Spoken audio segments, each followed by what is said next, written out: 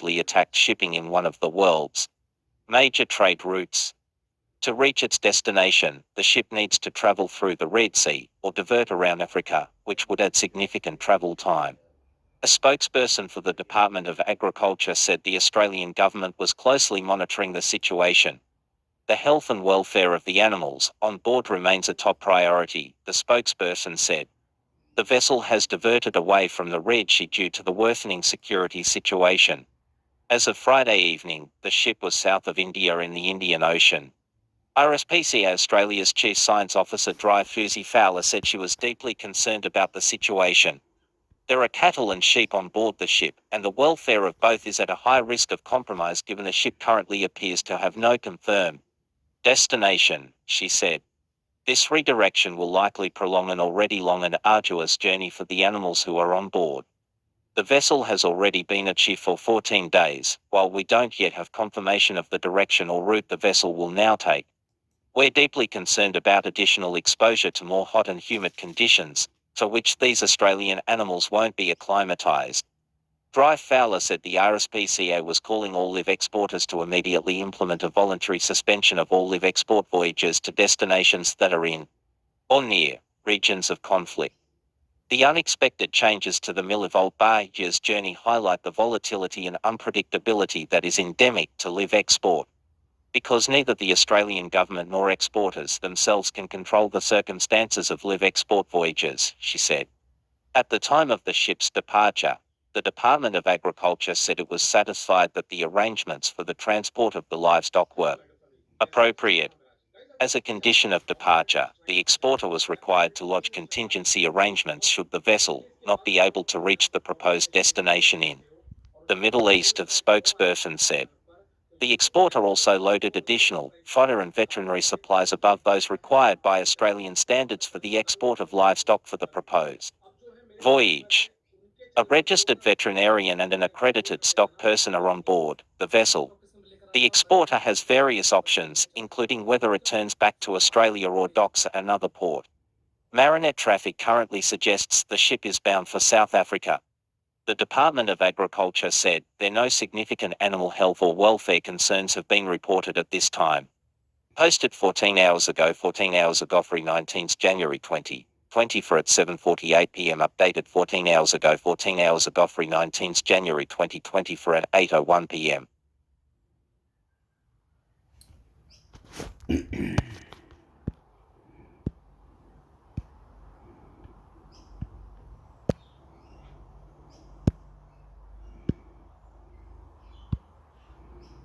Schools urged to be on lookout for signs of forced marriage as numbers rise across Australia. ABC News.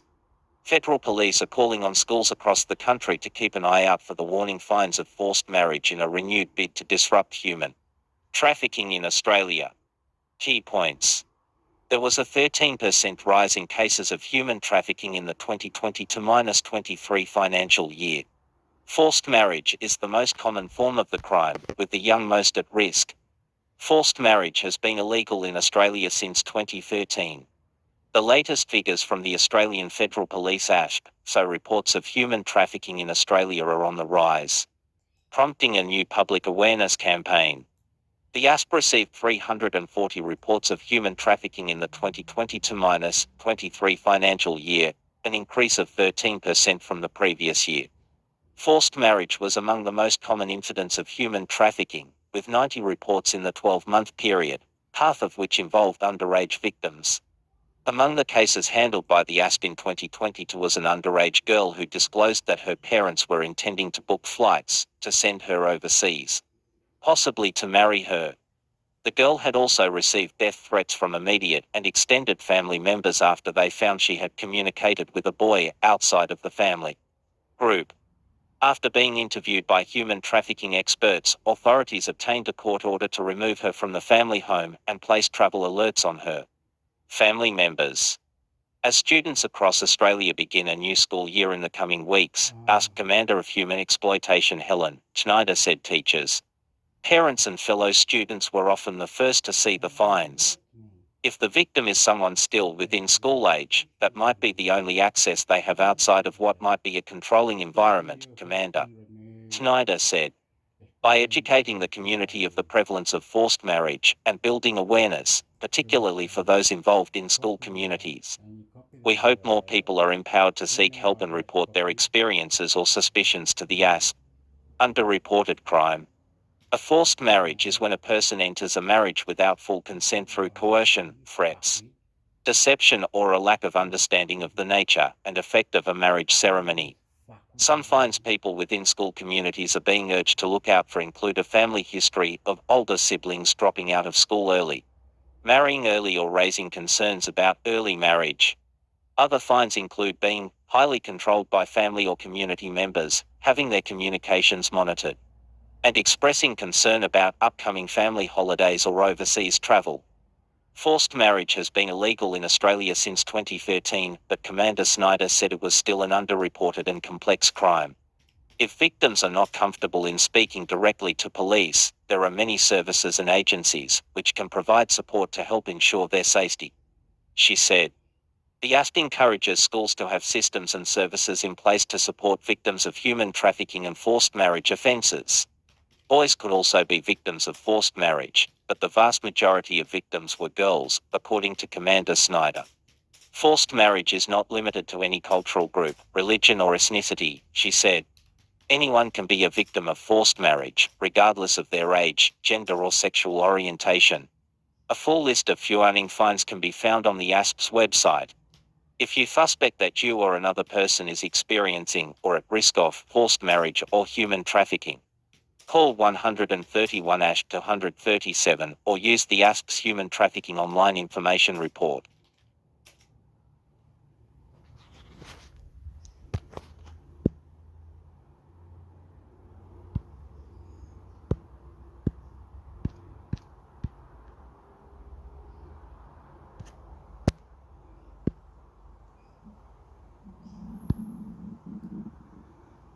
Australia formally rejects request from Ukraine for troubled MH-90 Typhoon helicopter fleet, ABC News. The federal government has formally rejected a request from Ukraine to access Australia's fleet of the now retired Typhoon helicopters. Key points. The federal government has rejected Ukraine's request for Australia's retired MH-90 Typhoon helicopters. The government says none of the aircraft are in flying condition and are being dismantled. The Titans were retired in September 2023 following a number of incidents. The 45 Typhoon MH-90 aircraft were retired last year after a crash in Queensland that killed 4 defence personnel during a training exercise. Defence Industry Minister Pat Conroy said there are no Titans that are currently in flying condition. To get any up to flying condition would require a huge investment in taxpayers' funds, time and resources to do that, he said. The aircraft are currently being dismantled and prepared to be buried at a defence site. After the fleet was grounded, Mr. Conroy said the Defence Department worked with Airbus and the North Atlantic Treaty Organisation NATO, Helicopter Industries, for a potential buyer of the airframes. But he said there was zero interest at that time, after which a decision was made to disassemble the aircraft and sell any spare parts. Mr. Conroy said the government received the Ukraine request shortly before Christmas last year. That request came in 3 months after the disposal strategy began, 3 months after these aircraft were grounded, 3 months after maintenance ceased on these aircraft, Mr. Conroy said. The investigation into the deadly crash is still ongoing. Mr. Conroy defended the decision and said the government would look for other ways to continue providing support, and had offered a briefing to Ukraine's ambassador to Australia Vasyl Myroshnichenko. Retired Army Major General Mick Ryan called it a scandalous decision. Rushing to bury usable helicopters rather than transferring them to a nation fighting for its life is shameful and a national embarrassment, he said in a statement on X. Next month will mark the 2-year anniversary since Russia invaded Ukraine, and the government maintains it's one of the largest non-NATO contributors to Ukraine's resistance. We've provided $910 million worth of assistance, including $730 million of military assistance, Mr. Conroy said. The Australian government continues to work closely with Ukraine to consider further options to provide timely, meaningful, and sustainable assistance. Troubled history. The MH-90 fleet have been grounded multiple times. Last Jolly's crash killed for crew Captain Daniel Lyon, Lieutenant Maxwell Nugent, Warrant Officer Class to Joseph Laycock and Corporal Alexander Nags. In March 2023, the fleet was also grounded after an incident when TENAD's personnel were forced to ditch the aircraft into waters at Jervis Bay. On the New South Wales south coast, Defence Minister Richard Marles confirmed in late September last year that the Taipans would not return to flying operations. Approximately 15 months before their planned withdrawal date, they are being replaced by 40 or 60 M Black Hawk helicopters from the United States, but so far only a handful have arrived. MH90 timeline, April 2010. In 2010, the ADS grounds 11 of its new MH90 helicopters after one suffers an engine failure near Adelaide. At the time, 46 MH90s had been ordered for the Australian Army and Navy to replace Sea King and Black Hawk helicopters.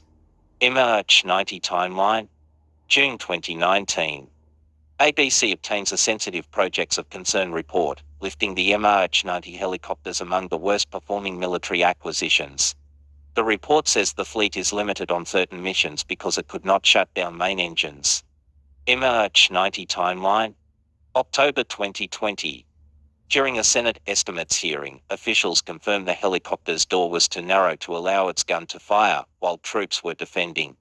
They also hear the cargo hook on the Navy's MH90S is an ongoing problem. MH90 timeline, June 2021. The ADS grounds its 47 multi-role Taipans for weeks, in a move the military describes as a safety precaution. The issue relates to the application of the helicopter's maintenance policy in the helicopters at support system. MH90 timeline, December 2021.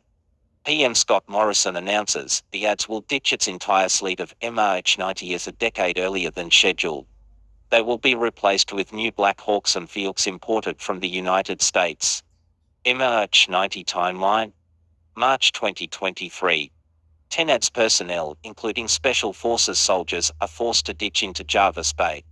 Eyewitnesses report seeing sparks at the top of the rotor blades and an explosion before the helicopter comes down.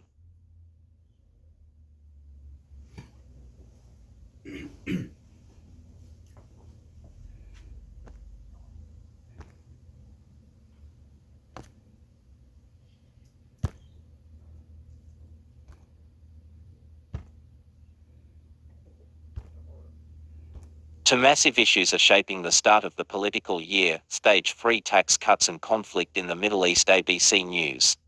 Governments, a politician observed this week, do a lot of stuff that most of the public doesn't give a stuff about. They just want to know the issue is being dealt with in a way that means they don't have to think about it. Similarly, there are plenty of subjects that journalists persistently report on and ask politicians about, which don't hold quite the same fascination for many members of the public. "Oh, why do they keep going on about that?" is a common complaint. The 2024 political year is kicking off with two such issues that are actually important and massively personally important to some parts of the Australian community. But this is not necessarily apparent to everyone.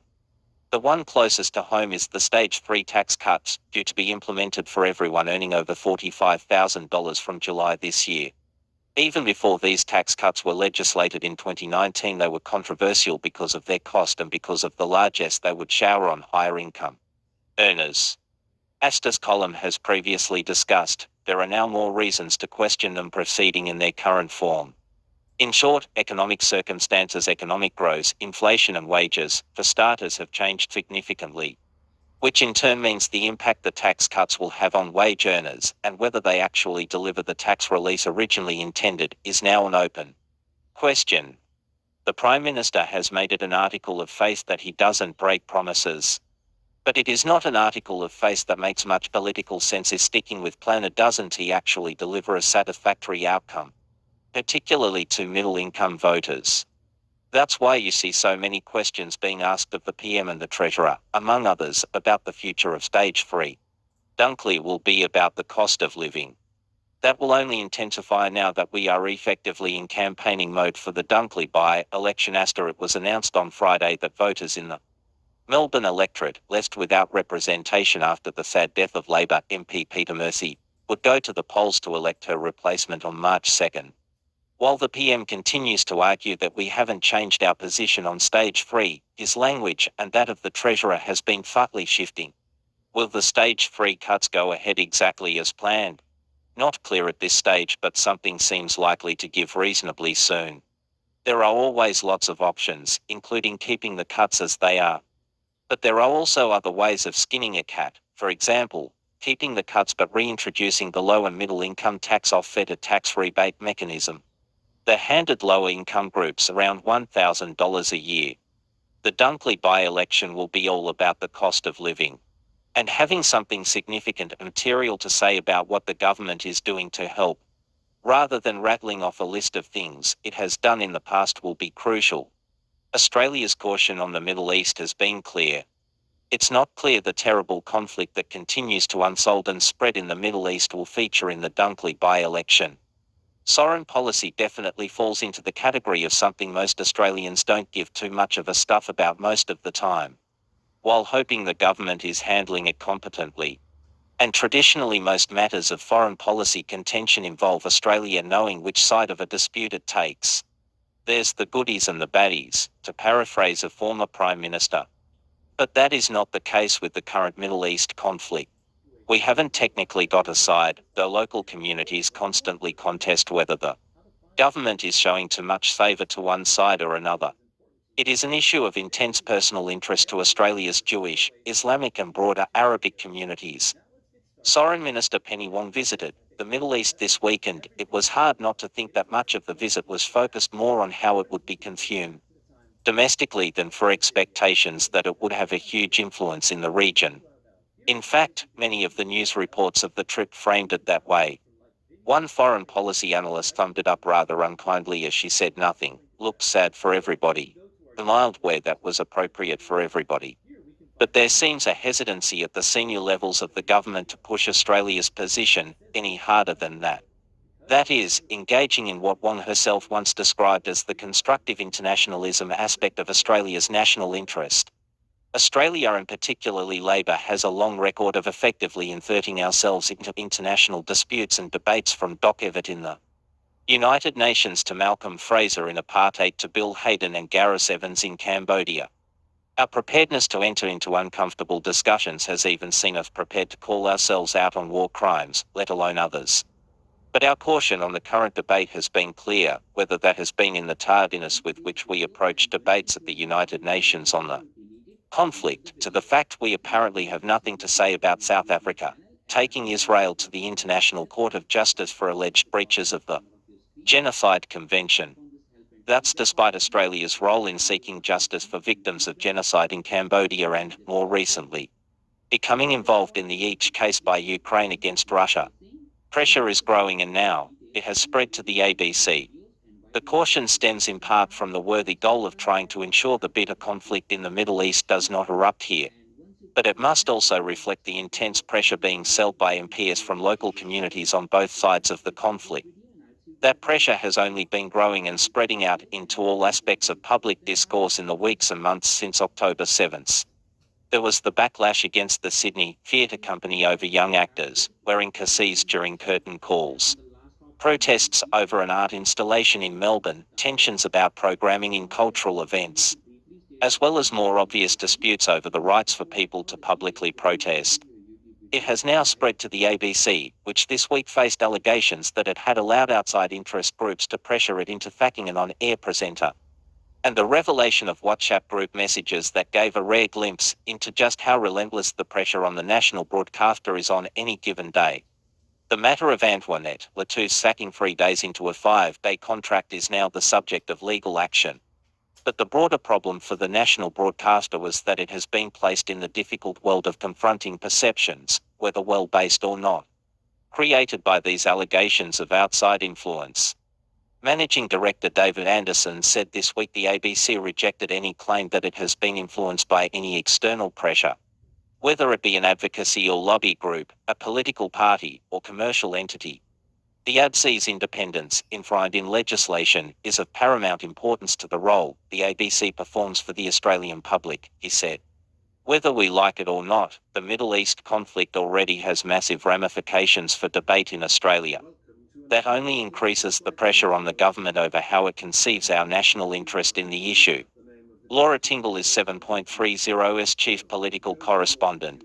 She is also the staff elected director of the ABC. Posted 5 hours ago, 5 hours agas at 20th January 2024 at 5 am. Updated 7 meters ago, 7 minutes agas at 20th January 2024 at 10:08 am.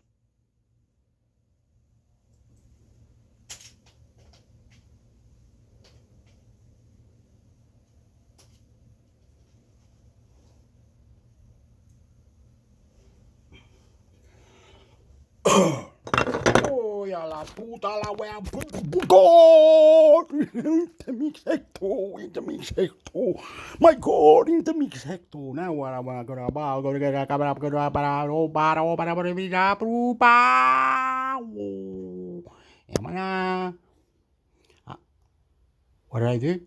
What happened? What? See more results.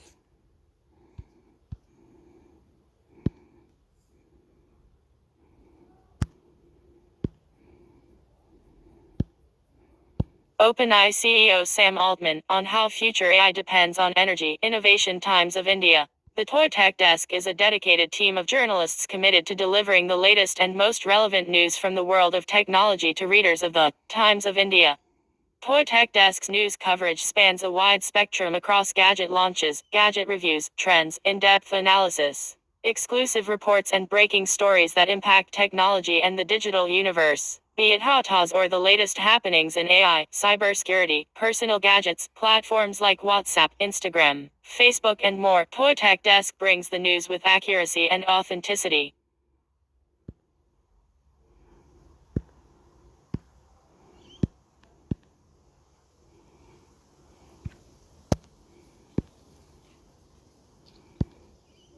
Sam Altman addresses nervousness around artificial intelligence. It's on us too. Mint. OpenAI CEO Sam Altman addressed the concerns surrounding artificial intelligence systems like ChatGPT or Google's Bard, saying he had a lot of empathy for the nervousness and discomfort concerning artificial intelligence companies. Altman was speaking during a panel discussion on technology in a turbulent world at the World Economic Forum in Davos. Also read scary part of artificial intelligence is OpenAI CEO Sam Altman tells Bill Gates. Speaking at the session, Altman said, "I have a lot of empathy for the general nervousness and discomfort of the world towards companies like us. We have our own nervousness, but we believe that we can manage through it, and the only way to do that is to put the technology in the hands of people." The 38-year-old entrepreneur also proposed a possible solution in Davos, saying, "Let society and the technology co-evolve and sort of step by step with a very tight feedback loop and course correction, build these systems that deliver tremendous value while meeting safety requirements." Altman on how AI will impact future jobs. Speaking on the possibility of artificial intelligence impacting jobs, Altman said, "We will all operate at a little bit higher of a level of abstraction. We will all have access to a lot more capability. We'll still make decisions. They may trend more towards curation over time, but we'll make decisions about what should happen in the world. AI will get humans-like reasoning." The OpenAI top executive also expressed optimism that future AI systems will have the ability to explain the reasons behind choosing a particular response as humans do. Also read OpenAI CEO Sam Altman marries longtime partner Oliver Mulherin. 5 interesting things you should know about Ollie. Altman said, "I can't look in your brain to understand why you're thinking what you're thinking, but I can ask you to explain your reasoning and decide if that sounds reasonable to me or not. I think our AI systems will also be able to do the same thing. They'll be able to explain to us in natural language the steps from A to B, and we can decide whether we think those are good steps, even if we're not looking into it to see each connection." The OpenAI top executive added, "Milestone alert. Livement tops charts as the fastest growing news website in the world. Earth, Globe, Asia, Australia. Click here to know more. Unlock a world of benefits." From insightful newsletters to real-time stock tracking, breaking news and a personalized news feed, it's all here. Just a click away. Log in now. Catch all the technology news and updates on Live Mint.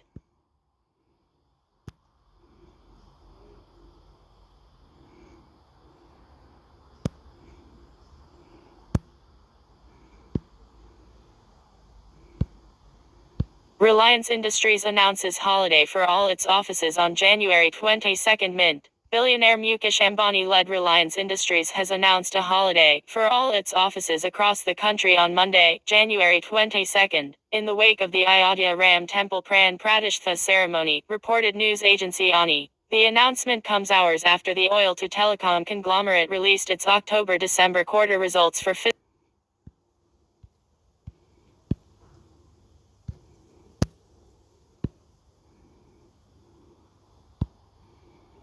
digital, retail show there's life beyond O2C for real. Mint. Mumbai, digital and retail carried the day for Reliance Industries Ltd RIL in the December quarter, even as its mainstay oil-to-chemical business O2C remained under pressure. Despite lower crude oil prices and weakness in chemicals demand, net profit at India's most valuable company rose 10.9%.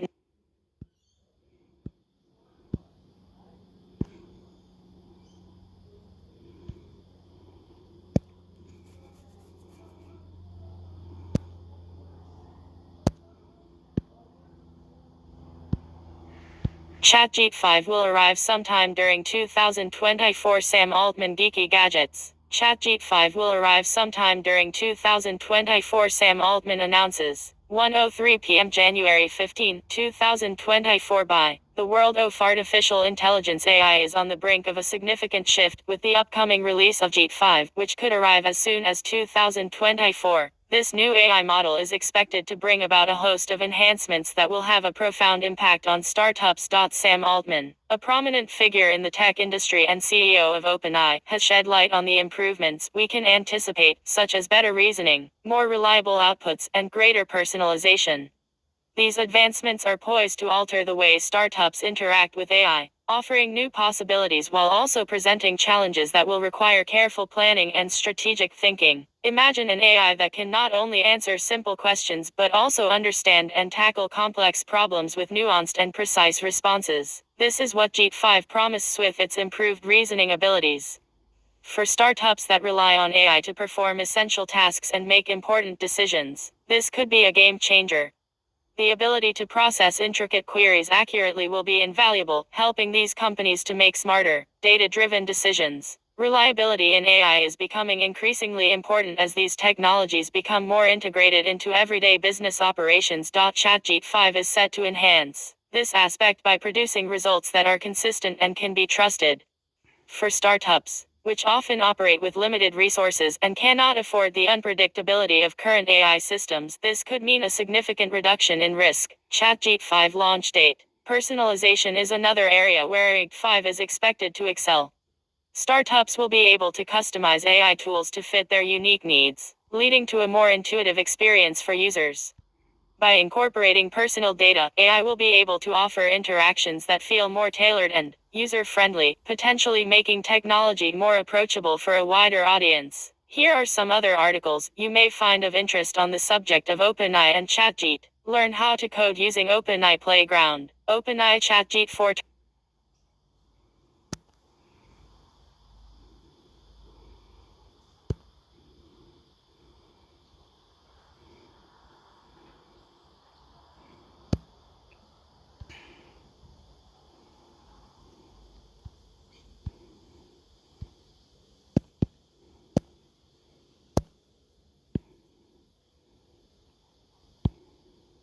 Midjourney 6 Magnific Photo Realistic AI Image Upscaler Geeky Gadgets. 3:30 p.m. January 19, 2024.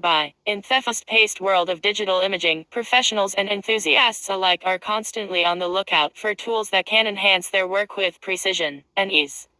Enter the Magnific AI Image Upscaler, a sophisticated piece of software that promises to elevate the quality of your images with its advanced upscaling capabilities and a keen focus on photorealism. When combined with Midjourney 6, the image upscalers can help you create some real masterpieces at any scale. At the heart of this tool lies the 16x upscale feature, a remarkable function that allows users to enlarge their images significantly while maintaining an impressive level of detail. This is particularly beneficial for those looking to produce high-quality prints or utilize their images in digital formats where clarity is paramount.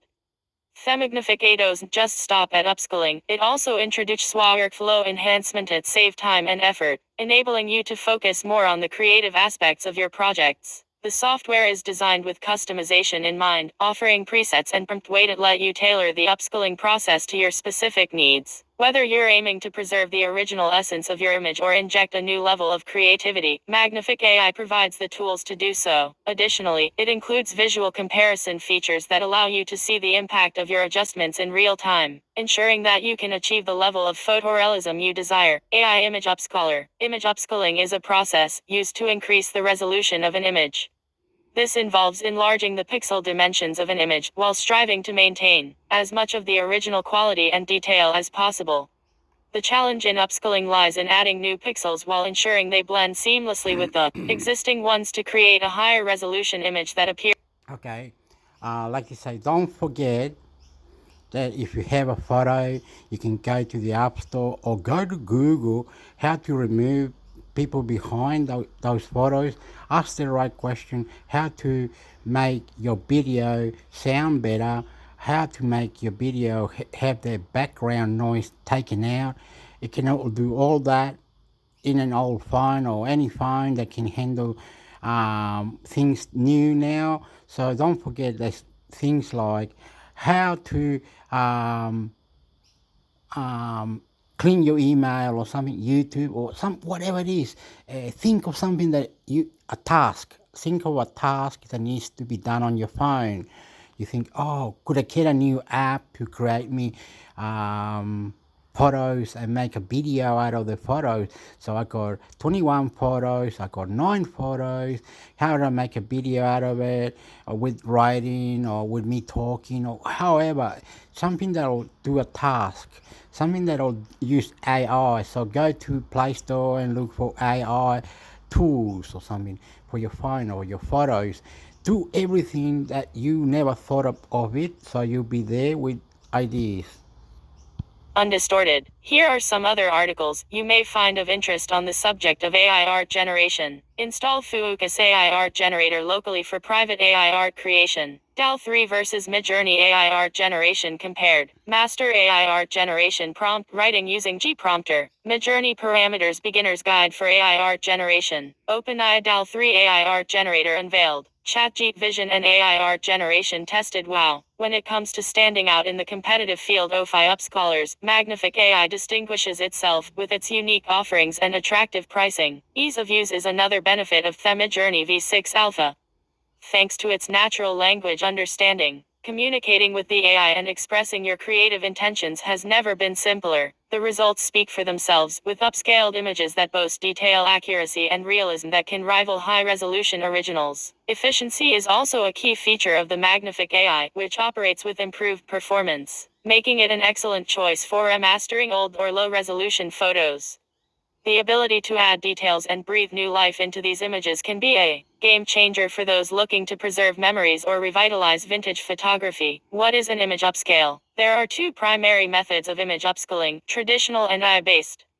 Traditional methods, such as nearest neighbor or bicubic interpolation, work by calculating new pixel values based on the surrounding pixels.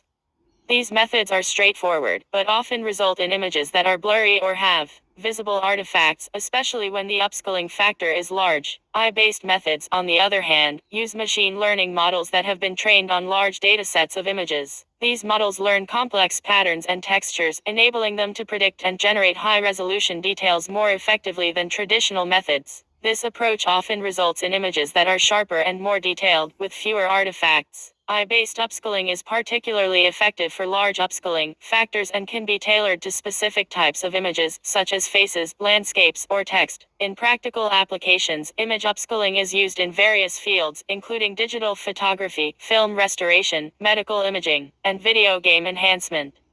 It allows for older or lower quality content to be repurposed for modern, high-resolution displays. However, the effectiveness of upscaling depends on the original image quality, the upscaling method used, and the extent of the enlargement. Magnific AI. To get the most out of the Magnific AI upscaler, it's important to use the settings for creativity, resemblance, and fractality judiciously. Experimentation can lead to stunning results, but it's also crucial to be aware of any biases and to consider reusing upscaled images to save time and resources. When evaluating the value of an AI upscaler, pricing is always a consideration.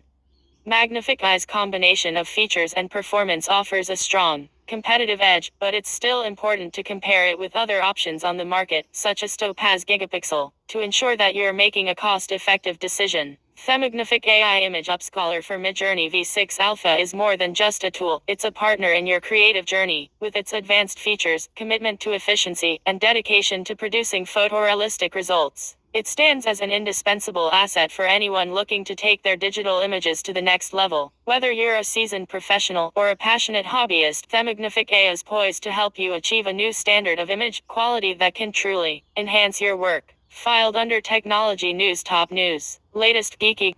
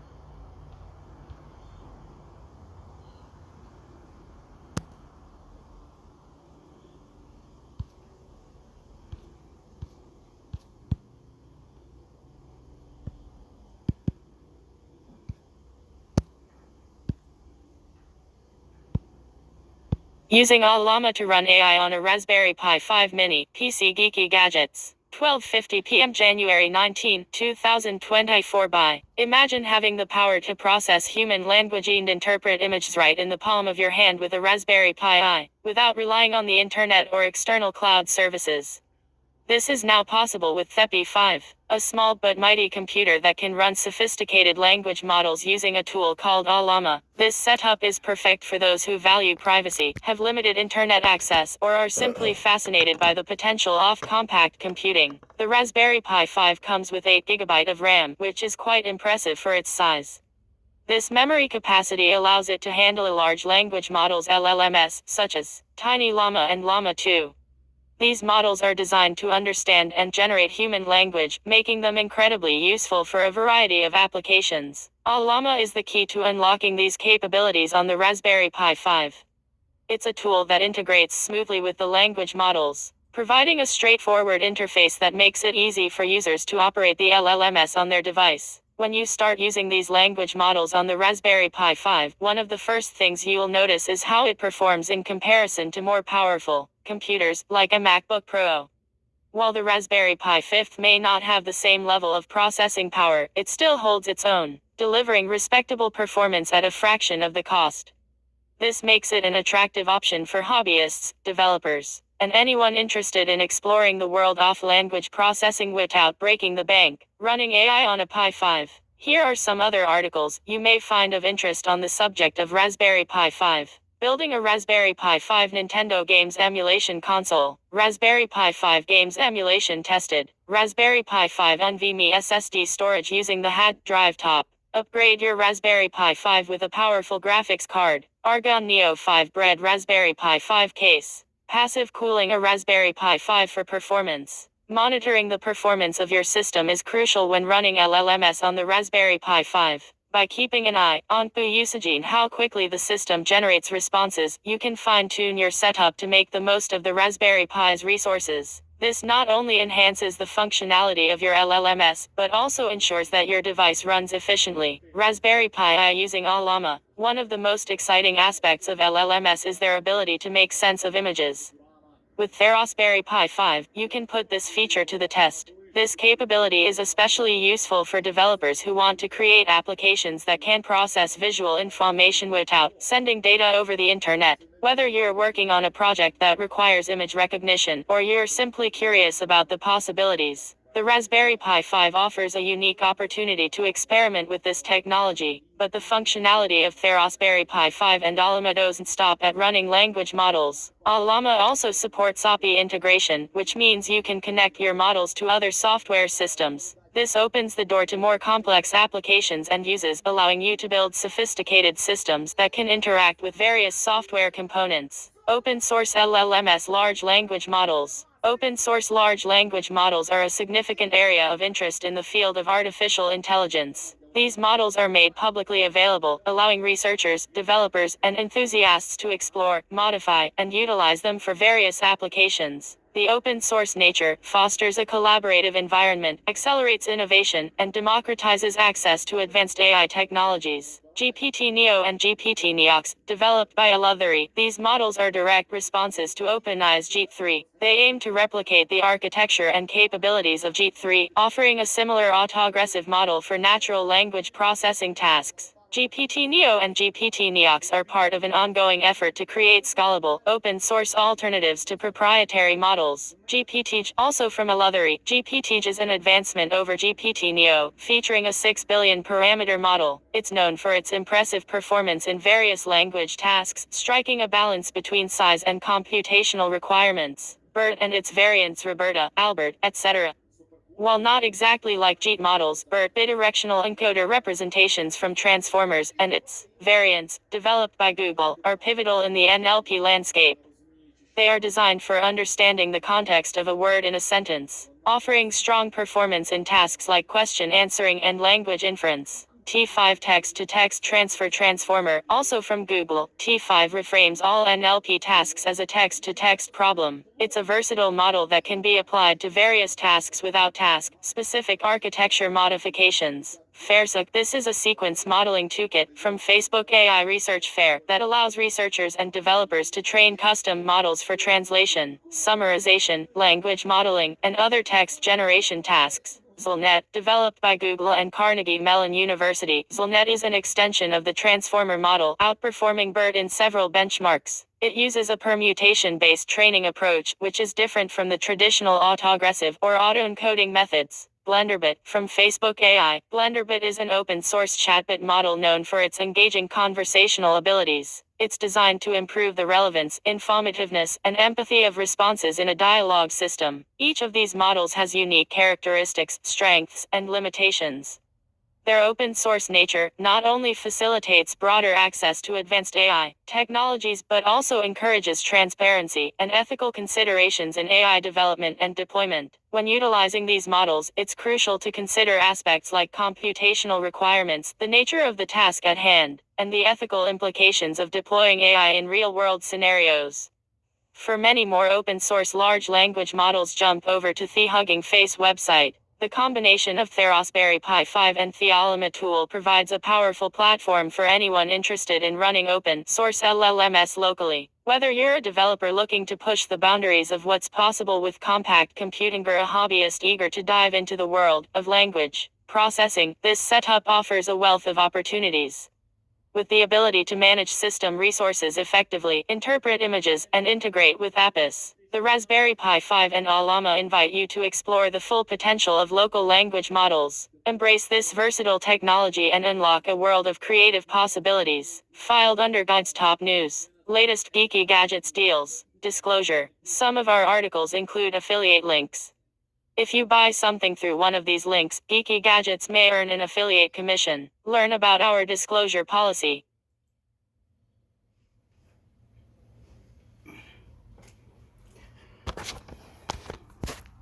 Blah blah blah boo ba boo ba boo ba boo ga goo ga goo boo boo ga goo boo boo ba. God God God God God God God God God God God God. In a God, there a God, every God is doing every God, is doing it a God, is doing like a God, is everything God, is doing like a God on Jesus Christ that died on the cross. It's all in, out, in our body, in our brains, everything. Okay, we're gonna go to this one. I'm sick of that, so we're gonna go podcast or something. Move that up. This one. Here we're gonna go technology forum cyber security. That's all we needed.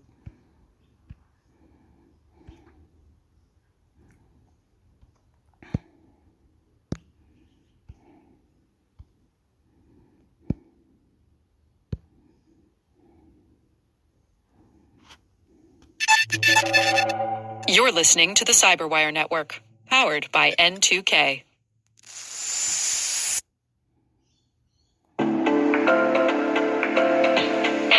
Hey everybody, I want to take a few minutes here and talk about our sponsor, Splunk. You know, you need to keep operations humming around the clock, but potential disruptions are everywhere. Splunk helps you predict problems and find and fix issues fast, so you can reduce risk and ditch downtime.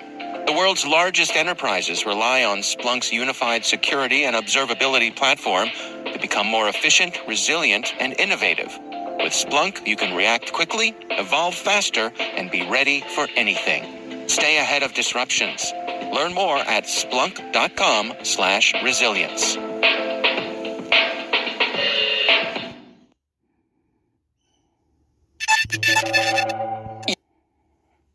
On adding value and ease of use. And last, learning from experience. CISA aims to address past challenges with AIS, ensuring ease of sharing and receiving information, providing context for prioritized action, and delivering value that enhances existing cybersecurity capabilities. The focus will also be on maintaining privacy and confidentiality. The new plans will go into effect in 2024. Researchers at Sophos have identified a significant increase in remote encryption ransomware attacks, with a 62% rise since 2022. Prominent ransomware groups like Akira, Alf v Black Cat, Lockbit Royal, and Black Basta are employing this technique. In these attacks, adversaries use a compromised endpoint, often with inadequate protection, to encrypt data on other devices within the same network. This approach bypasses modern security systems, as the malicious activities, including ingress, payload execution, and encryption, occur on an unmanaged machine, with data transmission being the only sign of compromise. Comcast's recent data breach affecting its Xfinity unit has been traced to attackers exploiting a Citrix vulnerability known as Citrix Bleed. Discovered during a routine cybersecurity check on October 25th, the breach occurred between October 16th and 19th after Cloud Software Group had already issued a patch on October 10th. Despite promptly patching, Comcast didn't fully mitigate the risks, as attackers had already hijacked authenticated sessions. Mandiant's alert on October 17th emphasized the need to terminate all active sessions post-patching, a step Comcast missed. The widespread exploitation of Citrix Bleed continues, impacting various organizations, including aerospace giant Boeing, with nearly 420 IP addresses recently detected, launching related attacks. According to Reuters, Ukrainian telecommunications provider Kyivstar has overcome difficulties as it continues to stabilize its networks.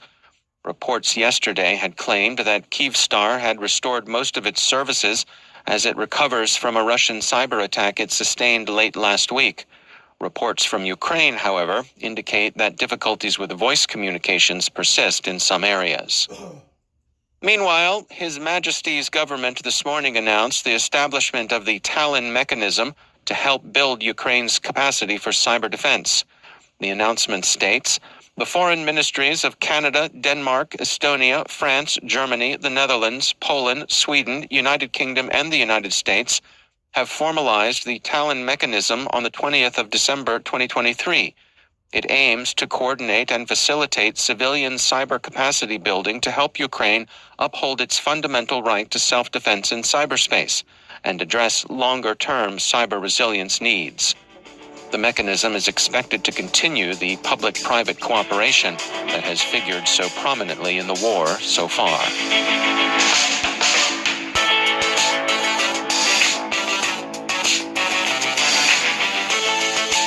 Coming up after the break, in today's Learning Layers segment, host Sam Meisenberg talks with Shelby Lutke about passing the new ISC Squared Certified in Cybersecurity exam. Stick around.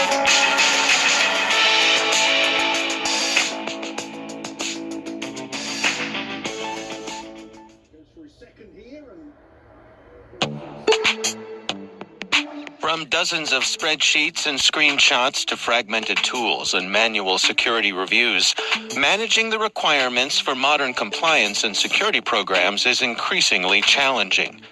Banta is the leading trust management platform that helps you centralize your efforts to establish trust and enable growth across your organization. Over 6,000 companies.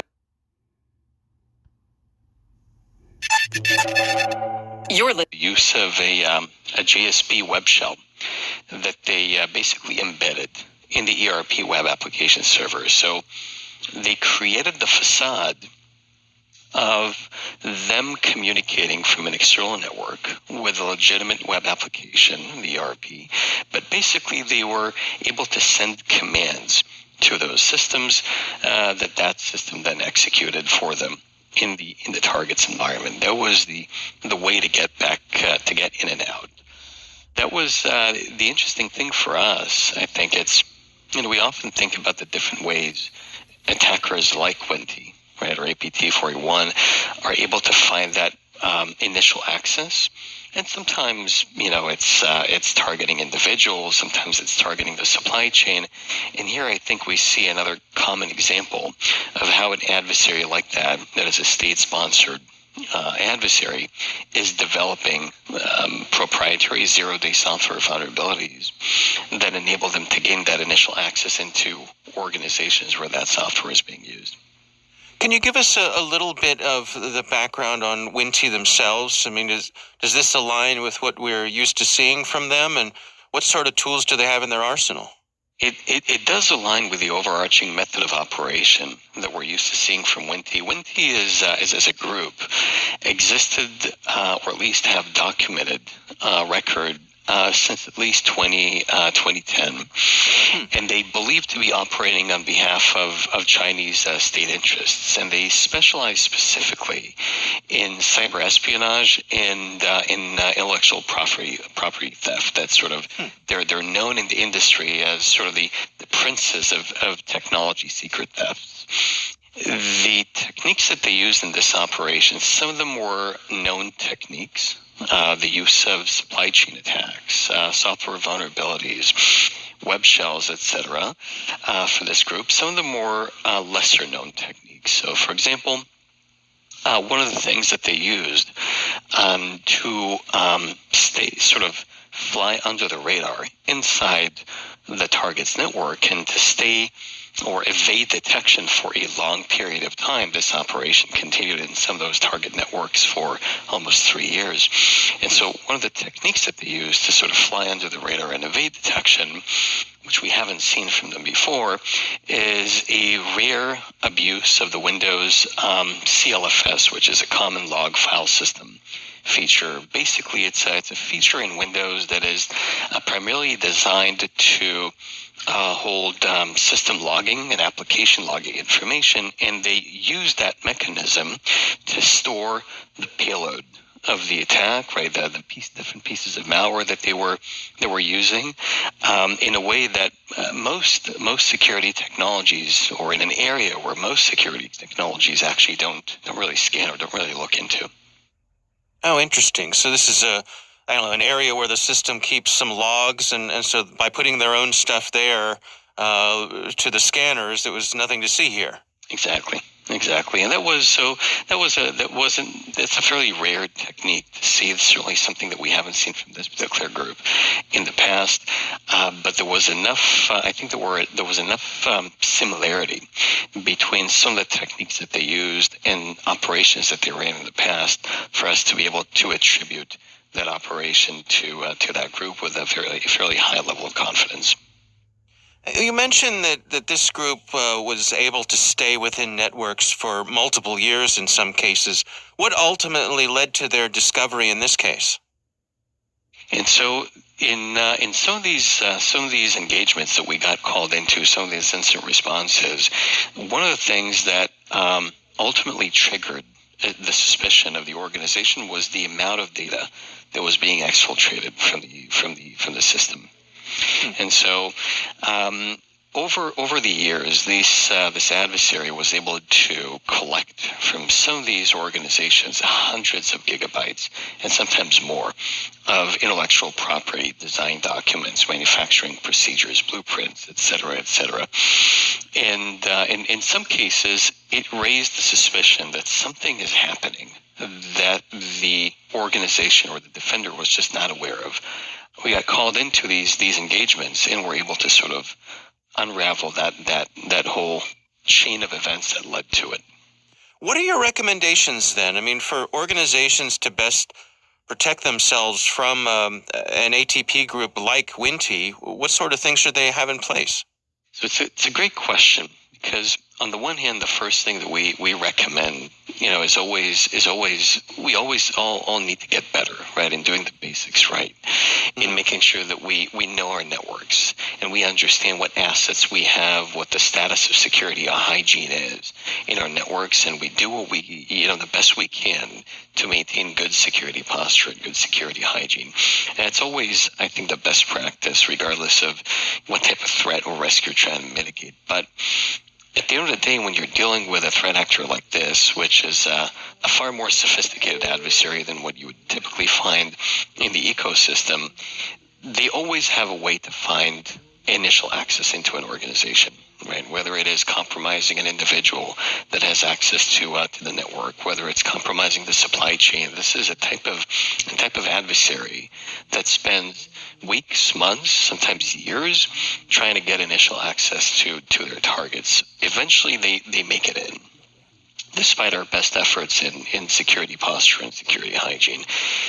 One of those things that we need to really get better in is proactively hunting for these threats, right? This is sort of a low and slow operation. And so we need to adopt this proactive threat hunting approach, right? We need to be able to look across the data, right? Across the data in our enterprises, right? Endpoint data, network data, identity and access, and other types of security data, and proactively look for patterns of behaviors, right? Chains of behaviors that may, in and of themselves look legitimate, but when you look at the chain of events over time, they expose a chain of events that is indicative of a malicious activity. And that's something that oftentimes evade real-time detection or prevention mechanisms. But when you adopt a threat hunting mindset and you analyze data and patterns over time, specifically looking at those chains of behaviors, you're able to expose those low and slow operations relatively early in the attack lifecycle and avoid the majority of the impact of them. Is that something that is available to those small and medium-sized businesses out there, who are dealing with limited budgets? Are there ways that they can use those kinds of approaches? There is. I think today there are a number of segments in the market that offer these type of capabilities. When you look at detection and response technologies in the EDR space, or the endpoint detection and response space, or in the XDR space, the extended detection and response, I think you're seeing a growing number of technologies and solutions that are focused on automating the vast majority of this proactive threat hunting process and augmenting it with people that are experts in analyzing that data and understanding what it means from a threat perspective. I think the other resource that is becoming very, very accessible for enterprises of all sizes is an analysis done by the MITRE organization. So on an annual basis, basically the MITRE organization, which is a non-for-profit organization, primarily a DoD contractor, they basically run an annual exercise that is emulating very sophisticated adversaries and is evaluating different approaches and technologies in the market and their ability to detect those minute changes in behaviors and change of behaviors and expose that type of malicious operation in progress. And so all that information is publicly available on the MITRE website that essentially describes what their observations are and what technologies and capabilities can enable enterprises, really of all sizes, to adopt this type of approach. I mean, it really is an interesting situation we find ourselves, isn't it? I mean, a group like Winty, they're not going anywhere. They're well funded, globally insulated. It's something that we're going to have to deal with for the foreseeable future. I agree. One of the things that I think is interesting in this incident that we reported on is, and we briefed the FBI and the DOJ on the investigation. And if you recall, the FBI in their China 2025 report from 2019, they called out the Chinese aggressive state-sponsored intellectual property infringement strategy. And I think one aspect of the Cuckoo Bees incident is that it shows that despite that diplomatic and other efforts, right, to curb that behavior, exactly as you say, right, at least as it pertains to our domestic economy, that aggressive intellectual property theft and infringement strategy may have not really changed much. The other thing I think is interesting to note about these type of adversaries is that we need to reframe what a win strategy is, right, as defenders against these adversaries, because, and I think you hit the nail on the head. This type of adversary will not stop trying to get into a particular target's network just because that target has good security in place, right? The reason is that they have no motive, right, to stop doing it. The target has something that they want. There's really no price or no risk for them to pay for trying again and again and again, right? So there's no reason why they wouldn't continue to try until they make it. And the interesting thing, and when you try to counter the operation from a defender's point of view, when you try to counter that type of adversary, is that the win strategy is not to make sure that they never come back, but the win strategy is to make sure that you increase the time intervals in which they come back. So instead of after you push them out the first time, usually what you'll see is that they come back after a couple of weeks and try again. And you push them out a second time, they'll usually try to come back after a couple of weeks. But if you operate the right program and the right strategy, what you'll see is that you can dramatically increase those time intervals. And then instead of coming back, every couple of weeks, they'll come back every couple of months or every year. The reason is when you get very, very good at exposing what they're doing in your network, you create a price for them to pay. Because when you expose their method of operation, by the way, that's part of the rationale behind us making this information public. When you expose the method of operation, you dramatically increase their price because now they need to rebuild things in order to start executing again. And that is expensive, right? It's something that they do. Every threat actor does it. But there's an expensive price to pay for targeting a target that is a sophisticated target that can expose, right, that operation that impacts other operations that they have in flight. And so when you run an effective operation for detection, response, investigation, you're able to create a certain form of deterrence against a threat actor like that will manifest itself in the increase in the time intervals in which they will come back. They'll make sure to be very meticulous in what they build before they come back and try to target the network.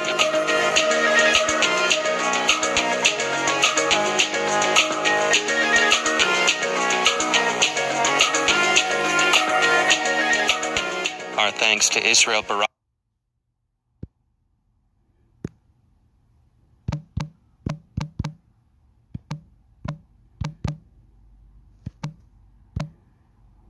Just gonna go for 10 hours, this shit. Heck the fuck.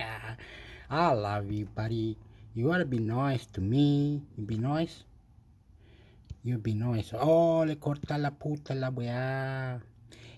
SPS. Por la puta la wea, pa, que amanhã, SPS. On the money. Oma.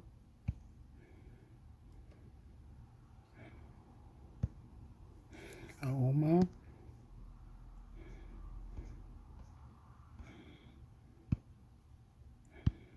SBS Audio is supported by advertising.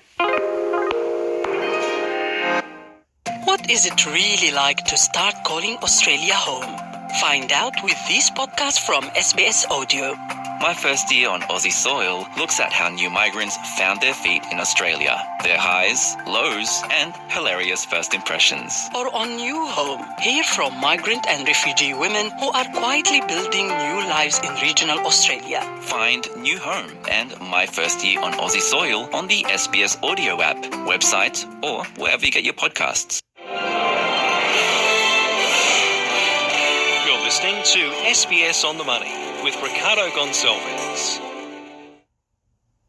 Hi everyone, it's your daily 10-minute business and finance news wrap for this Thursday, the 11th of January 2024. On market day, we will speak with Chris Weston from Pepperstone for his take on the day on the markets, including our top story of the day, and that's Bitcoin. The US Securities and Exchange Commission has approved exchange-traded funds, or ETFs, that track the price of Bitcoin, opening the door for investors to gain exposure to the cryptocurrency without actually having to hold them. For more, Raina Bosch spoke with Josh Gilbert, a market analyst at eToro. ETF is an exchange-traded fund, so it's essentially a type of investment security that is listed on an exchange, so typically a stock exchange. It's a way for investors to get access to maybe commodities, to different geographical locations, all in a simply traded product. And in the case of Bitcoin, it's an on-ramp for decentralized finance to traditional finance. It's probably the biggest mainstream moment that we've seen for Bitcoin and crypto. Essentially, we're sort of taking crypto and it arrives onto sort of Wall Street, if you like. These are sort of the rails that institutions have waited for, whilst we've actually seen retail investors owning this asset over the last sort of 15 years. And it's significant because it opens the doors to trillions of dollars of capital from the institutional world. So think pensions, SMSFs, advisors, and so on. So then when we're talking about investors and the actual tangible impact here, what does this mean for them? So it's essentially, as I say, an on-ramp, an easier way for people to sort of own crypto. Crypto has previously been known in the past as a difficult asset to own. It hasn't been a regulated asset in the past, whereas now we're going to see a product that is regulated by the US SEC, who is, probably the biggest regulator in the world. So it's a case for those big names that we sort of are seeing apply for these ETFs, such as BlackRock, Fidelity, iShares. These sort of companies are going to be sort of launching their ETFs, and it sort of gives those institutions the ability to own this asset in a regulated way, which it hasn't been able to in the past. So we know that Bitcoin is kind of the biggest player when you look at cryptocurrency as a whole. Does this help to legitimize it, and what does it mean for other cryptos? Yeah, well, look, it's absolutely good news for crypto markets, and it is supportive of our belief that Bitcoin and crypto is an unstoppable sort of technology. And we do see this as a bit of a tip of the hat from US regulators to crypto assets, and will undoubtedly build trust within the space. And I think today's decision is sort of really compelling example of why there doesn't need to sort of be a battle between, traditional finance versus decentralized finance, but rather sort of working together. And that will help bring financial empowerment to sort of more people across the world. Now, we've heard some, I suppose, standoffish comments from members of the SEC with respect to this decision. In your opinion, what are the associated risks with this? Look, it's a good question. I mean, crypto has undoubtedly been a high-risk asset over years gone by. It is still a very, young asset. It's only been in existence for, around sort of 15 or so years. So when we compare that to sort of other traditional finance products, it is still very new. And that volatility is something that, is unlikely to go away in the sort of the short term. Outside of maybe those bigger assets, we do have other sort of altcoins per se that do come with again that high level of risk, and we have seen in the past that there have been plenty of volatility. We had some issues in sort of 2021 as well around assets and sort of assets collapsing and things like that as well. So again, there is still risk to this asset class, and it's nice to see the SE still providing that sort of warning there. But it's great to see ultimately this being recognised by financial regulators as a product that retail investors want to own. We've seen that for many, many years. Retail investors want to own it, and they have done in droves. So it's great to see regulators actually saying, okay, let's regulate a product that will allow investors to feel more comfortable owning that. So you're obviously well embedded in the game. I guess the question is, what has the response been in terms of Bitcoin itself from the traders that are currently kind of owning it and other people who are kind of looking in and responding to this decision? Yeah, so I think undoubtedly this has had a huge impact on the space, and everyone is very welcome to this decision. It's been something that anyone within crypto has been sort of longing for sort of many years. In terms of the actual reaction to the Bitcoin price, what we've seen in the last few days, it's been a little bit muted.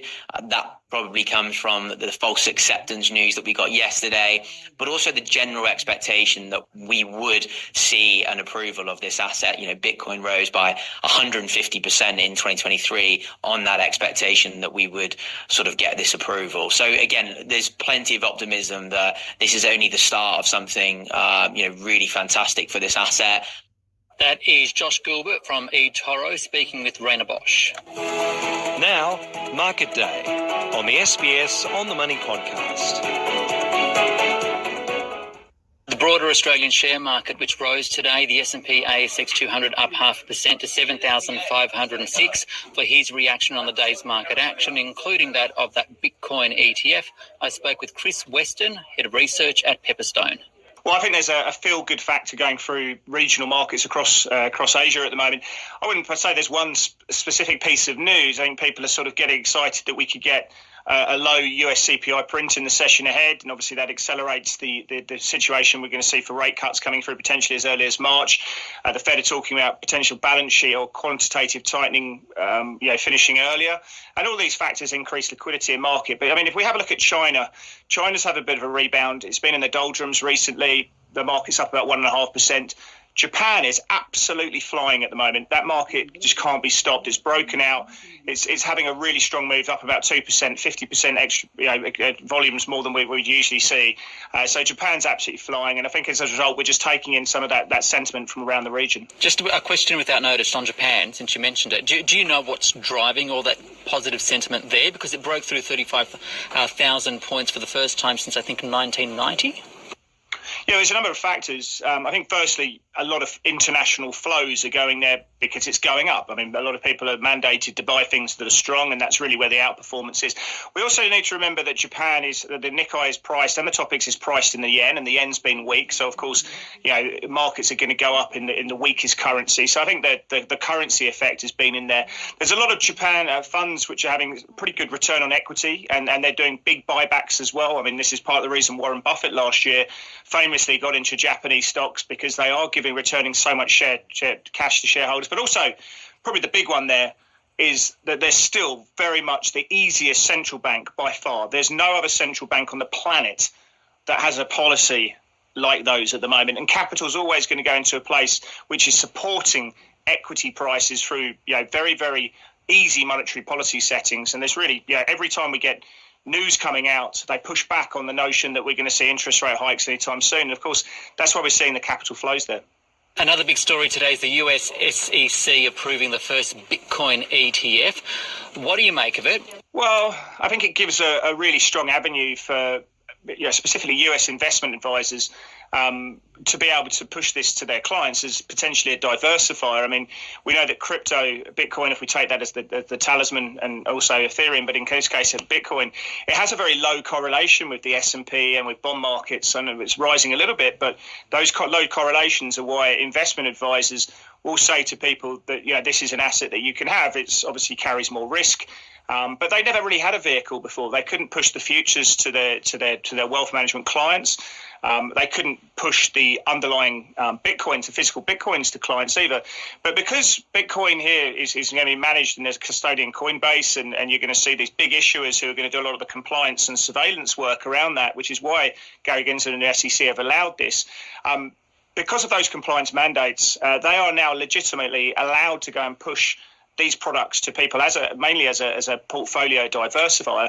But for people who want to take a bit more risk in those portfolios, people can get in there. So I think this does legitimize it. It increases the adoption story a bit for people who want to speculate on the currency. But I think, your job as an investment advisor in America specifically is to lower the variance in the portfolio, to spread the diversification.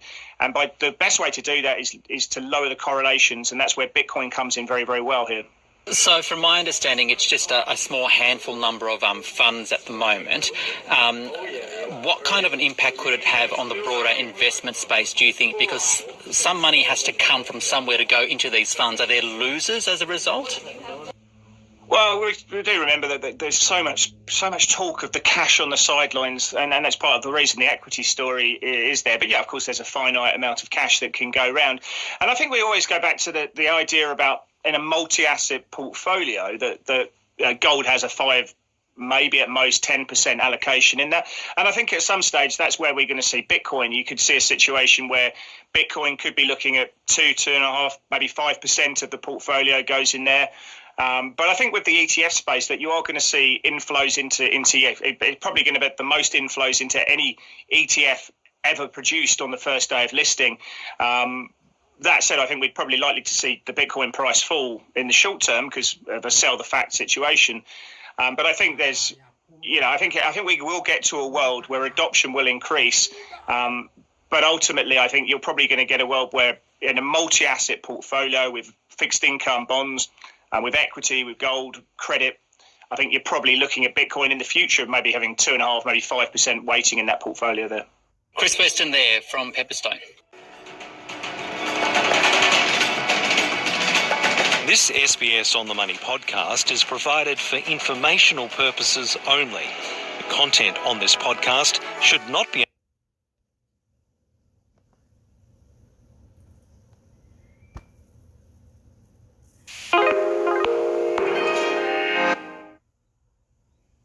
Why do people want to be at work? To feel heard.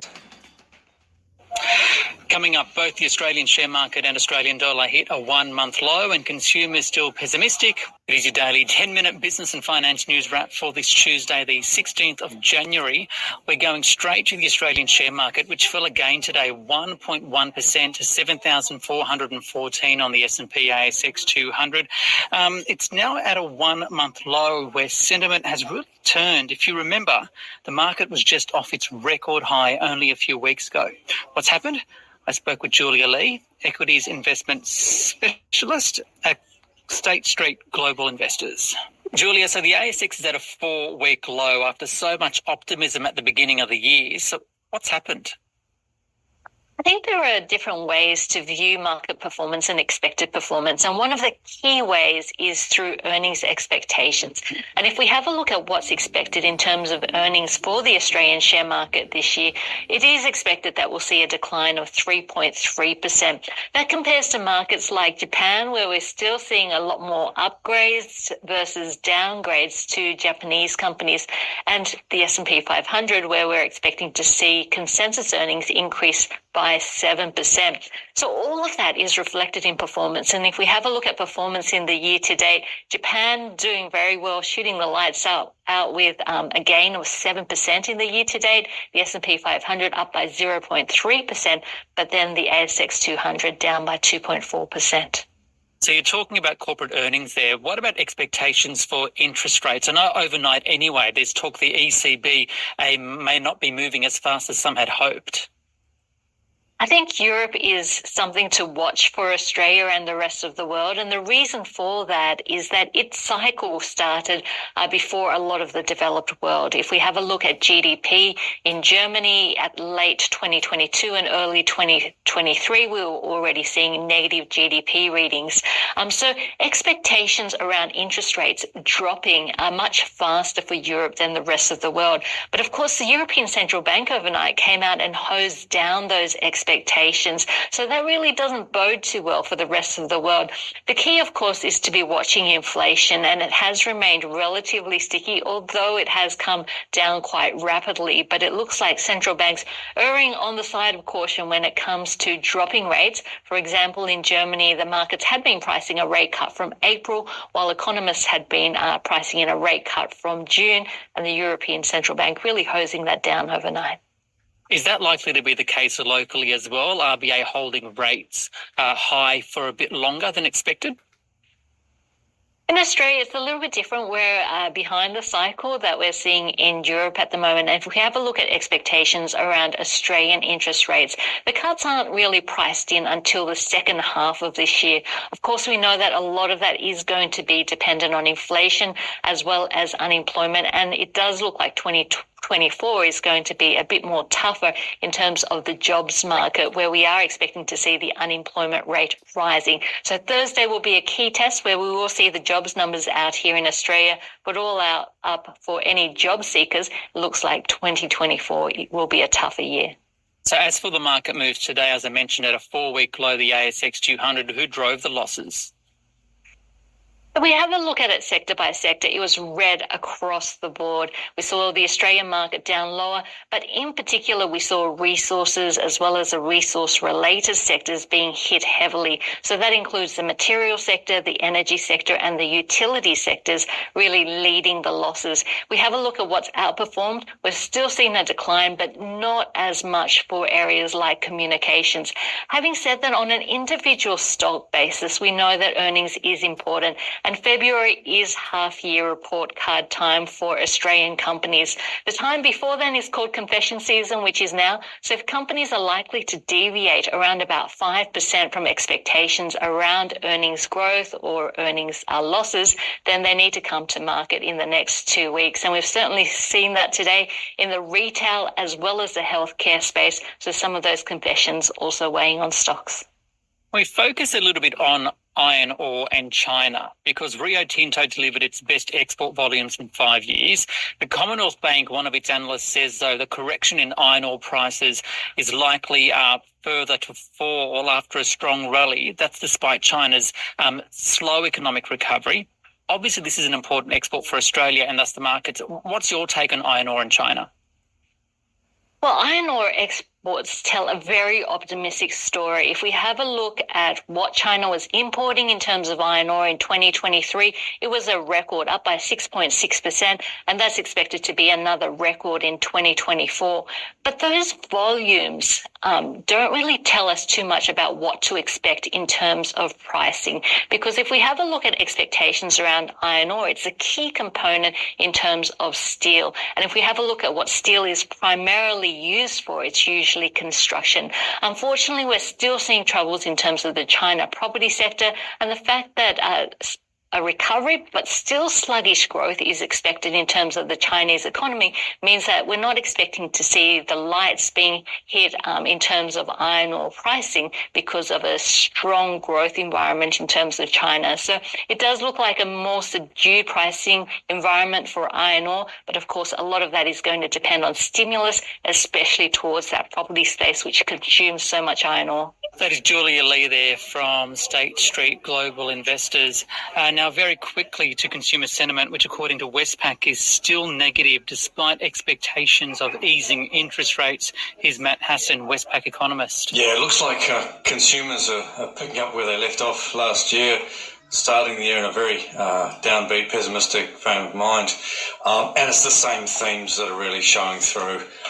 It's centering on cost of living pressures, high interest rates, And I think part of it is also the pressures coming from a rising tax take impacting household incomes as well.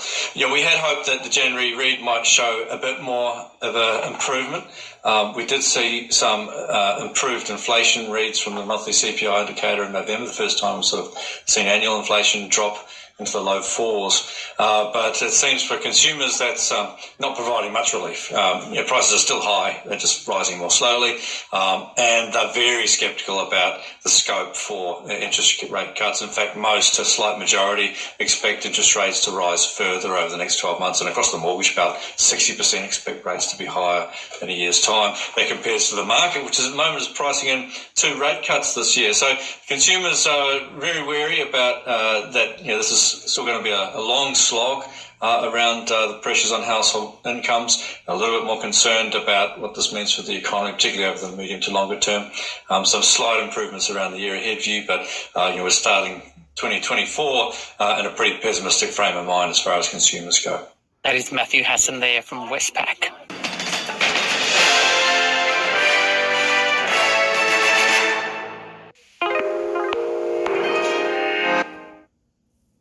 SBS is Australia's most trusted multilingual broadcaster.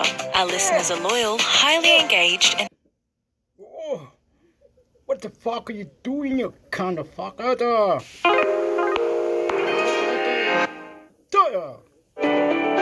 Need a few minutes to It's your daily 10-minute business and finance news wrap for this Thursday, the 18th of January 2024. On market day, we'll speak with Gemma Dale from NAB Trade on the day's market action, including her picks for 2024. But first to some economic news, because Australia's unemployment rate stayed at 3.9% in December. That's despite 65,000 jobs being lost, and it's because the participation rate fell from a record high. For more and to explain all of that and what it means for interest rates, I spoke with Craig James, the chief economist at CommSec. We've definitely seen a softening of the job market. So no longer, we're going to see, the unemployment rate heading towards 3%. More likely than not, in the next couple of months, we're going to see 4 to 4.5%. There's not going to be a dramatic deterioration in terms of the economy, but definite softening, is identified, and we are going to continue to see that. So certainly, in terms of our view, we would be expecting the unemployment rate to drift up to somewhere in the order of 4 to 4.5%, and that will put less pressure on wages and less pressure on prices. If there was a big fall in the number of people in full-time work, yet a rise in the number of people in part-time work, what do you think, is there any conclusion you can draw to the way businesses are feeling about their hiring intentions as we head into the new year then?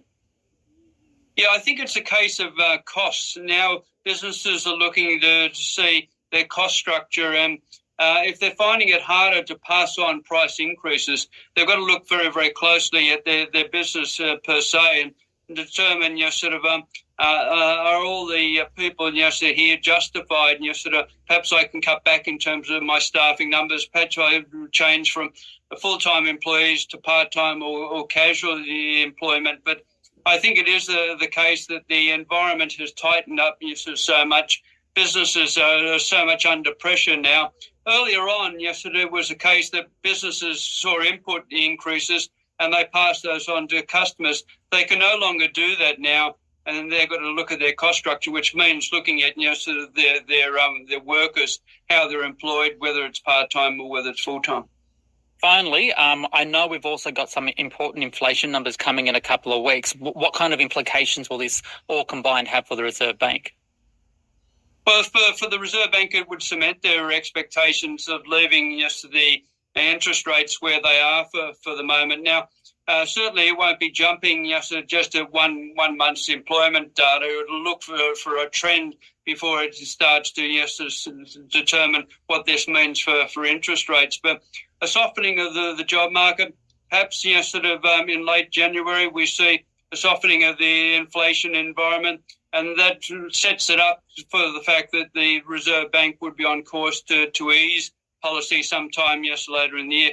We're still sticking to the view that first interest rate cut is likely to occur in the September quarter, probably in September. and then we'll see some modest downturns in terms of interest rates after that. But certainly, rate hikes, you could pretty much take those off the agenda now. Yes, it's more the focus in terms of rate cuts, and we'll just have to assess the data by data point, over the next couple of months. That is Craig James there from ComSec. Let's now go to the Red Sea implications and the conflict, because there are fears it could re-inflate prices as shipping costs are passed on. Researchers at Rabobank says agribusinesses may suffer, especially canola exporters. But what does all of that mean for you and I and for consumer prices? Rainer Bosch spoke with the Rabo Research ANZ General Manager Stefan Vogel. Well, we're still in the infancy of the whole incident, because right now we see more and more companies diverting away from that Red Sea corridor, and that means with every ship that takes the route around Africa, we're taking an extra 10, maybe always 15 days of extra travel time on the books, and that vessel is then just not available to immediately ship the next one. And the more vessels do that, the less capacity is available in the market, the higher goes the rate, which usually means for us in Australia, we're on the one side heavily dependent on imports, and especially given that we're an island, pretty much everything comes in by a container or by a bulk vessel if you're talking about some of the bigger goods, but also for the export side. A lot of what we're handling here, be it agri products that are farmed, they usually make their way to the world market, and so the shipping industry is a very important one. We have seen those shipping prices go up quite a bit in the last 6 weeks. It's been reported today by Rabobank this is in fact having an impact on agriculture. Can you talk us through that more broadly and what it means in terms of the consumer? Absolutely. If we're starting on the agri side, first of all, we're importing quite a bit of inputs for our farming sector that can be fertilizers, for example. Some of them obviously have to go through that canal because they come from Europe or even from North America and partly go through the canal. But largely for the fertilizers, we're actually fine because a lot of the fertilizers come more from the Asian market and other parts and are not impacted directly by that Red Sea conflict. Still, it might get a little bit more expensive because we have to pay for those volumes. If we're thinking as a day-to-day consumer, pretty much everything we're touching these days somehow has products in there or is completely imported. And with that, we somehow have to think that also here, the consumer is the one that has to pay those higher prices. Right now, it's still in the early days. And if you compare it to where we started the shipping crisis maybe in 2021 with the COVID issues and all these disruptions we've seen at that point in time, right now, container rate index has about doubled in the last 6 weeks. That sounds a whole lot. But compared to that 2021 window, we're still about 3 times lower, even partly 4 times lower than those very high levels we had at that point in time. So for consumers, it's a bit of a concern that the costs could get up because at the end of the day, we need to pay for those input costs and those shipping costs. But overall, it is not as severe as it was at that point in time. But the situation in the Red Sea clearly can escalate further. Every day there are new developments, and if it gets worse, it gets probably more expensive for us here. As you mentioned, escalation still very much possible. In terms of consumer prices, you said there that they could be driven up as a byproduct of this. Is inflation then a concern? Well, I think inflation has been a concern for us for quite a while. Clearly, RBA is trying to fight inflation with these increased interest rates that all of us feel that have to pay a mortgage. Right now, the obvious idea in many in the market is inflation will hopefully come further down, and with that, maybe also we see later in the year some of those interest cuts. Now, if the shipping situation would really escalate a whole lot, I think not only we in Australia, but many places of the world would have to pay some higher costs for those shipments. If it is enough to keep the inflation levels escalated to a point where RBA wouldn't cut rates anymore, is probably very far from certain. So I'm not saying that we have to fear right now that inflation goes back to where it was, but those higher shipping costs are one of the factors that can make life in Australia more expensive and drive inflation a little bit in the other direction that you want it. So we need to see how it evolves. And clearly, right now, it is not severe enough in the Red Sea to really drive us to those levels. We need to see more and more shipping companies actually divert from that canal and take more time. Only then we would see those shipping rates go further up. Right now, as mentioned, we're still 3 times cheaper than we were in 2021. Stefan Vogel there speaking with Raina Bosch. Now, Market Day on the SBS On the Money podcast. To the Australian share market now, which did fall. The S&P ASX 200 off by 0.63%, 7,346. I think the market's down about 6% so far this year, despite having a very strong run-up from late last year. To tell us more, I spoke with Gemma Dale, an analyst at NabTrade. Let's talk the international factors. Globally, the market's being influenced by shifting rate cut bets, not whether or not if it'll happen, rather when. So overnight, the UK inflation rate was stronger than expected. The US economy is still doing well. I think there were some retail sales in the face of high interest rates. So what now? Yeah, this is where it's really, really getting interesting. So we had Fed Governor Waller come out a couple of days ago and go, settle down, everybody. Like, you're pricing in 6 or 7 cuts this year. We have no intention of doing that unless there's really, really rapidly deteriorating data. So they've been explicit that they're planning in the US anyway to pace out rate cuts as necessary, not to rush into this. They don't see a need to cut aggressively. The market was well ahead on that. They were very much pricing in aggressive cuts this year and a little bit disappointed clearly that that's not going to happen. So you can see the share market falling away quite rapidly this year already on the back of that news alone. UK inflation stickier than expected, 4%. That's higher than anybody is comfortable with. You can't really cut in a hurry in that environment. And now we've just abandoned our call for another increase. We were thinking there may be another increase in February. Now we're thinking there'll be cuts, but later in the year and no more increases. You know, it's not coming as fast as people were hoping. Interest rates isn't the only global theme happening at the moment. We've also got geopolitical tensions, one of them, the latest ones, those tensions in the Red Sea. To what extent do you think it's unnerving investors? This is really interesting. I mean, the biggest issue always is oil prices, particularly in that region. And at the moment, there hasn't been a dramatic impact. And we have seen the International Energy Agency in Davos saying, look, we expect comfortable and balanced oil markets for this year, unless there's an increase in geopolitical tensions. At the moment, you would imagine they would call those increases in geopolitical tensions, but they're not concerned, and the market seems to be fairly comfortable with it. Supply hasn't been impacted in terms of production. The biggest issue is going to be actual supply costs in terms of shipping and so on, but at the moment it's not really filtering through. Can we talk BHP and China in particular? The nation saw GDP of 5.2% last year. That was announced yesterday. It was a touch softer than expected. Today, BHP saw iron ore output up 5% quarter on quarter. I think it follows Rio Tinto also having some really good production numbers a few days ago. What do you make about all of this, the iron ore moves? Because I think the iron ore price have come off its recent highs also. And what do you make of China's road out of the pandemic? Yes, the iron ore price is fascinating. It has come off a little recently, but it had that extraordinary rally into the end of the year. I mean, the numbers were just unbelievable, really. And, we see Treasury every single year factoring in an iron ore price of, $55 a tonne, and then it's double or sometimes triple that, and we all have a lovely couple of days thinking that we're doing very well. Certainly BHP and Rio and Fortescue have a lovely couple of days feeling they're doing very well. So Australia's iron ore manufacturers are highly profitable. Yeah, their production's looking fairly strong at the moment. That's all pretty positive, and the price has come back a touch, but not a great deal. When we look at China, the story is just nowhere near as strong as everyone was hoping, right? The reopening story just didn't come.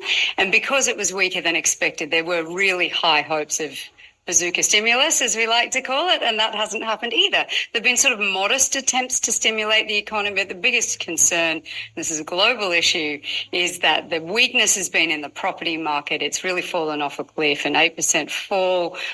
What do? Do you throw a ton of money at that, but then exacerbate exactly the same issues over the last decade of people piling into a market that was already massively overpriced?